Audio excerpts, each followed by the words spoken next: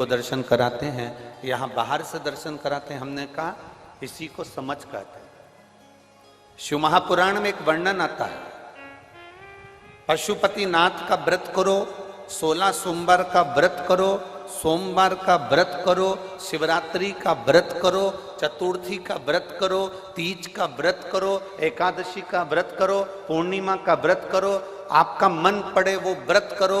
व्रत करने की मना नहीं, पर शिव महापुराण कहती है, शंकर भगवान का चरित्र कहता है कि व्रत करने वाले को सबसे बड़ा नियम एक धारण करना चाहिए। सबसे बड़ा व्रत का नियम कौन सा है कि जो व्रत करे, दिन भर भूखा रहे, दिन भर कुछ ना खाए और अपनी कामना के लिए भगवान शंकर की आराधना करते हो, भगवान शिव की उपासना करते हो, और कोई आया तुम्हारे पांव को छुआ, प्रणाम करा, और तुम्हारे पांव को छुआ, प्रणाम करा, और तुमने उसके ऊपर हाथ रख दिया, या तुम्हारे चरण छुए और छूकर उसको तुमने अपने दिल से कुछ दे दिया। उसने चरण छुआ और तुम्हारे नीवी मुख से निकला, पर तुम्हारे चरण को अगर उसने व्रत वाले दिन हाथ लगा लिया तो समझ लेना कि तुमने जो दिन भर व्रत करा उस व्रत का पुण्य वो लेकर चले गया।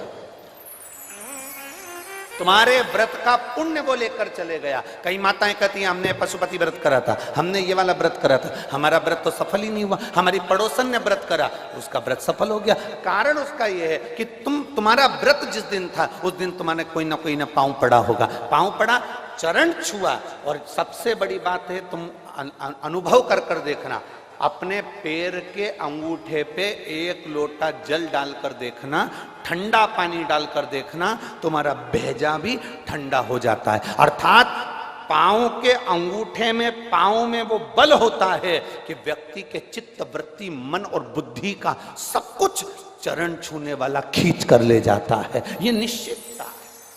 आपका पुण्य वो खींच कर ले गया, आपके व्रत का फल वो खींच कर ले गया, आपकी आराधना का फल वो खींच कर ले गया, आपकी साधना का फल वो खींच कर ले गया। हमारा एक नियम है, आप लोगों को मालूम होगा, हम कई बार कथा में कहे, हम कभी भी चरण नहीं छूने देते। स्त्री को तो छूने ही नहीं देते, माताओं को तो बिल्कुल भी नहीं, क्योंकि हम आपको जीजी बोलते हैं और आप हो गई हमारी बहन, और भाई के चरण छुओ तो अच्छी बात थोड़ी ना है। हम तुम्हारे छू लें पर तुम हमारे मत छू।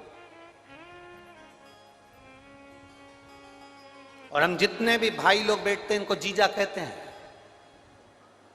इनसे हम हमारे चरण छुआ लेते हैं, क्योंकि जीजा और साले की चल जाती है, इनकी और हमारी चल जाती, तुम्हारी नहीं चलेगी। चरण की बड़ी मात है। व्रत करने वाली माता चाहे उपास कर रही हो, साधना कर रही हो, नियम धारण करी हुई है, जिस दिन तुम्हारा व्रत है, एकादशी का व्रत है, उस दिन अपने पांव को हाथ मत लगाने दो। जिस दिन तुम्हारा पशुपति व्रत है उस दिन तुम्हारे चरण को कोई को छूने मत दो। जिस दिन तुम्हारा 16 सोमवार का व्रत है उस दिन आपके चरण को कोई हाथ ना लगाए, आपको प्रणाम कोई ना करे, दूर से प्रणाम करे, दूर से दंडवत करे, दूर से वो नमन करके चले जाए, पर नजदीक से नहीं, उसको छू कर नहीं। हमारा पूरा पुण्य वो खींच कर लेगा, पूरा।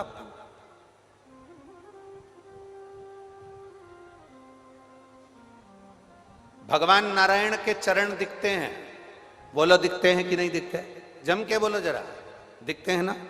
भगवान ब्रह्मा जी के चरण दिखते हैं, माता लक्ष्मी के चरण दिखते हैं, भगवान ब्रह्माणी के चरण दिखते हैं, इंद्राणी के चरण दिखते हैं, गरुण देव, वरुण देव, सबके चरण दिखते हैं। केवल एक शिवलिंग, शंकर भगवान का केवल एक शिवलिंग ऐसा होता है जिसके चरण नजर नहीं आते कि इनके चरण कहां पर, चरण कहां है किसी को नहीं मालूम। वो तो अपनी तप साधना में लीन है। जो आता है जल चढ़ाता है, स्पर्श करता है, छूता है, चला जाता, छुआ चला।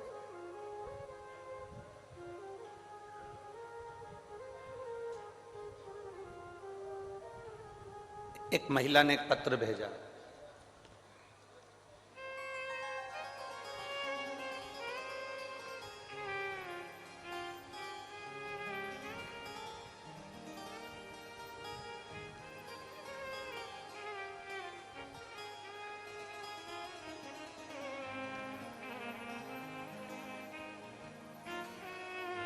मैं सिकर, राजस्थान, कावंट, कस्बे की रहने वाली हूं।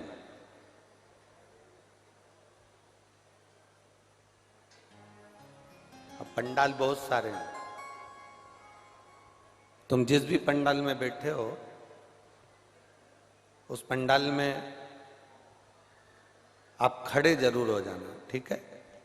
मैं सिकर राजस्थान कामंट कस्बे की रहने वाली हूं। मेरी भाभी के उदर में पेट में 7 महीने का गर्भ था। बहुत समय के बाद गर्भ ठहरा था। 7वां महीना हुआ। जिनने पत्र लिखा है वो हाथ भी हिलाएं। कहीं आप ही हैं? ऐसा हाथ हिला देगा। श्री शिवाय नमस्ते। बच्चा आया है क्या साथ में? नहीं आया। 7वां महीना था। डॉक्टर ने उसकी रिपोर्ट देखी और रिपोर्ट देखते से कह दिया ये बच्चे के हाथ और पांव नहीं बने हैं। इस बच्चे का केवल धड़कन कुछ मात्रा में चल रही है और इसके हाथ पैर नहीं बने हैं। ये बच्चा पूरा विक्षिप्त है, नाक नहीं बनी, कान नहीं बना। 7वां महीना चल रहा है। इस बच्चे को तुम गिरवा दो, ये बच्चा मत रखिए, इसका ऑपरेशन करवा दीजिए, ये बच्चा ठीक नहीं है।